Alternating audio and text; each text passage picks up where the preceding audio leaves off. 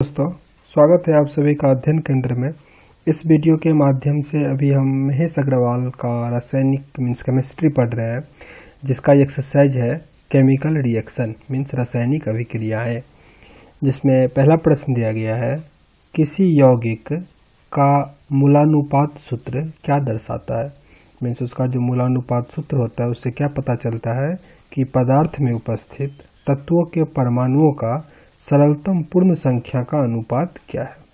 Answer होगा हमारा D.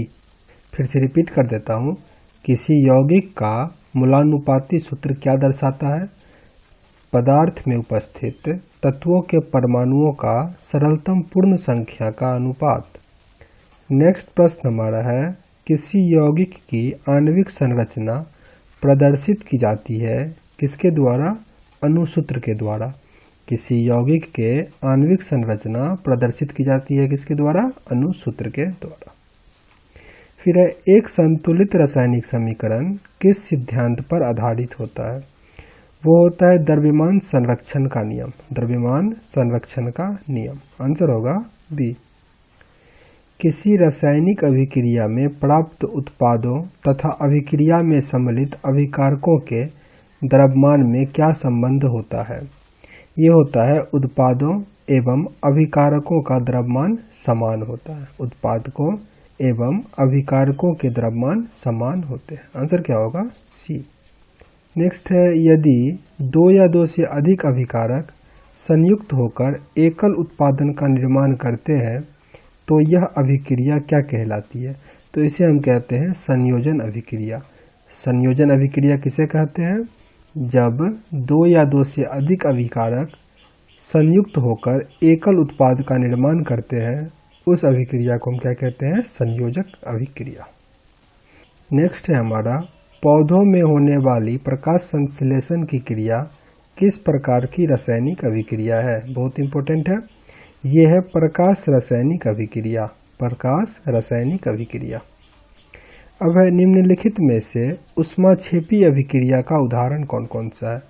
तो ईंधन का दहन मीन्स ईंधन का दहन होना या लोहे में जंग लगना, ये दोनों क्या है, ऊष्माक्षेपी अभिक्रिया है। नेक्स्ट है, ऐसी अभिक्रियाएं जिसमें ऊष्मा का अवशोषण होता है, कौन सा अभिक्रिया कहलाता है, ऊष्मा शोषी अभिक्रिया। ऐसी अभिक्रिया जिसमें ऊष्मा का अवशोषण होगा उसे हम कहेंगे ऊष्मा शोषी अभिक्रिया।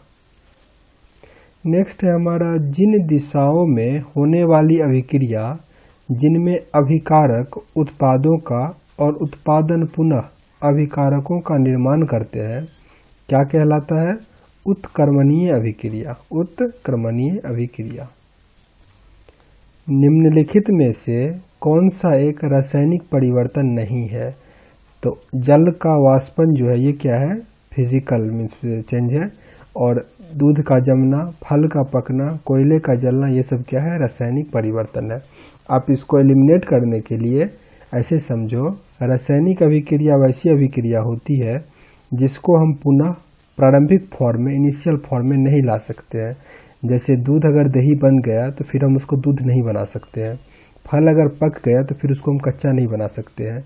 तो ये क्या होता है, रासायनिक अभिक्रिया। जबकि फिजिकल अभिक्रिया क्या होता है, फिजिकल चेंज, उसको हम फिर से उस फॉर्म में ला सकते हैं। जैसे जल का अगर वाष्प बनेगा तो फिर हम वाष्प को कंडेंसेट करके उसको हम क्या कर सकते हैं, फिर से जल बना सकते हैं। तो यही आप आसानी से इसको आप पहचान पाओगे। नेक्स्ट है हमारा, इन तथ्यों पर विचार करना है कि जल का बर्फ में जमना रासायनिक परिवर्तन है। बिल्कुल गलत है, क्योंकि फिर हम बर्फ से क्या कर सकते हैं, जल बना सकते हैं। तो ये हमारा गलत हो गया। आंतरिक आणविक संगठन में उत्पन्न परिवर्तन रासायनिक परिवर्तन है, ये सही है। किसी रासायनिक परिवर्तन से नए पदार्थ प्राप्त होते हैं, ये भी सही है, नए पदार्थ बनते हैं, जैसे दूध से दही बन गया। आकृति, माप और अवस्था में परिवर्तन रासायनिक परिवर्तन है, नहीं। ये सब जो आकृति में, जैसे आप पानी से अगर बर्फ बनाते हो तो उसका आकृति भी चेंज हो जाता है, मेजरमेंट भी कुछ चेंज हो जाता है, डेंसिटी बढ़ जाता है। अवस्था तो चेंज हो ही गया, सॉलिड से लिक्विड या लिक्विड से गैस हो जा रहा है। तो हमारा यहाँ पे क्या, ये क्या होगा, फिजिकल चेंज का ये एग्जाम्पल है। तो ये दोनों यहाँ पे हमारा सही आंसर है। आंसर भी क्या दिया गया है, 2 और 3। अब है हमारा, दूध को दही में परिवर्तित करने की प्रक्रिया को क्या कहते हैं, उसे हम कहते हैं किण्वन। किण्वन। और साथ ही जैसे कहीं आपको एग्जाम में प्रश्न आ सकता है कि अंगूर से शराब बनाना, ये भी क्या होता है, किण्वन का प्रोसेस है। नेक्स्ट है हमारा ऑक्सीकरण और अपचयन के विषय में नीचे दिए गए कथनों में से कौन सा सही है। तो ऑक्सीकरण में इलेक्ट्रॉन त्यागा जाता है, जबकि अपचयन में इलेक्ट्रॉन ग्रहण किया जाता है। एक ये सही है, और दूसरा ऑक्सीकरण जो होता है, ऑक्सीकारक ऑक्सीकरण संख्या बढ़ाता है, जबकि अवकारक ऑक्सीकरण संख्या घटाता है। फिर से रिपीट करता हूँ, इनमें से ऑक्सीकरण और अपचयन के विषय में कौन सा सही है। पहला क्या था, ऑक्सीकरण में इलेक्ट्रॉन त्याग किया जाता है, जबकि अपचयन में इलेक्ट्रॉन ग्रहण करता है, आसान था। फिर है ऑक्सीकारक ऑक्सीकरण संख्या बढ़ाता है, जबकि अपकारक ऑक्सीकरण घटाता है। तो ये हमारा 1 और 3 दोनों सही था। तो इसके साथ ही एक्सरसाइज में टोटल 13 प्रश्न थे, तो वो मैंने कंप्लीट कर लिया। उम्मीद करते हैं आपको बहुत कुछ सीखने का मौका मिला होगा। हालांकि क्वेश्चन इसमें कम रहता है, लेकिन जो भी है इंपॉर्टेंट रहता है। तो अगर आपको अच्छा लगा तो लाइक कीजिए, नहीं पसंद आया तो डिसलाइक भी कीजिए, पर कारण जरूर बताइए ताकि हम वीडियो को और इम्प्रूव कर सकें। और आप अगर चैनल पर नए हैं तो प्लीज़ सब्सक्राइब कीजिए और अपने दोस्तों के साथ भी शेयर कीजिए ताकि उनको भी फायदा हो। मिलते हैं नेक्स्ट वीडियो में, तब तक के लिए जय हिंद।